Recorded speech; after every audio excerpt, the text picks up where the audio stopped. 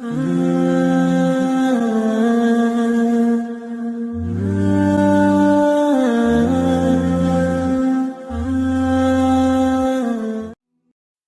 کبھی بھی اپنے شوہر کی نہیں سنتی، لیکن جب وہ سو رہا ہوتا ہے تو بیوی اسے سنتی بھی ہے اور محسوس بھی کرتی ہے۔ شوہر کو بیوی سے تلخ کلامی میں مقابلہ نہیں کرنا چاہیے، لیکن خاموشی سے کر سکتا ہے۔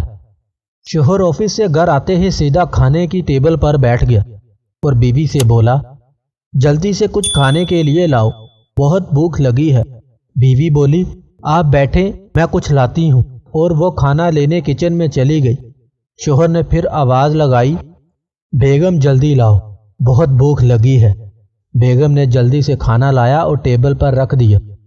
شوہر نے پوچھا، بیگم کیا بنایا ہے؟ تو بیوی بولی، دال اور چاول بنائے ہیں۔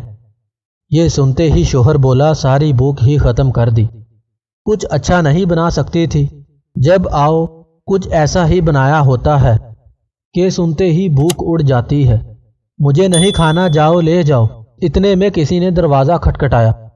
شوہر اٹھا اور دروازہ کھولا تو ایک فقیر کہنے لگا، کل سے کچھ نہیں کھایا، میری مدد کرو، کچھ کھانے کے لیے دے دو۔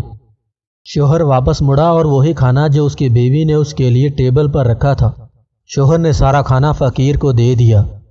فقیر کھانا دیکھتے ہی خوش ہو گیا اور اس کے ہاتھ سے کھانا لیتے ہی وہیں زمین پر بیٹھ گیا اور پاگلوں کی طرح کھانے پر ٹوٹ پڑا۔ وہ شخص وہیں کھڑا دیکھتا رہا۔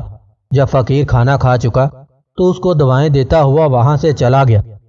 وہ شخص وہیں کھڑا حیرانگی سے سوچ رہا تھا کہ جس کھانے کو وہ برا کہہ رہا تھا کسی کے لیے کتنی خوشی کا باعث تھا۔ وہ رب جسے چاہے عطا کرے، جو چاہے عطا کرے، اور جب چاہے واپس لے لے، کبھی بھی ناشکری نہیں کرنی چاہیے۔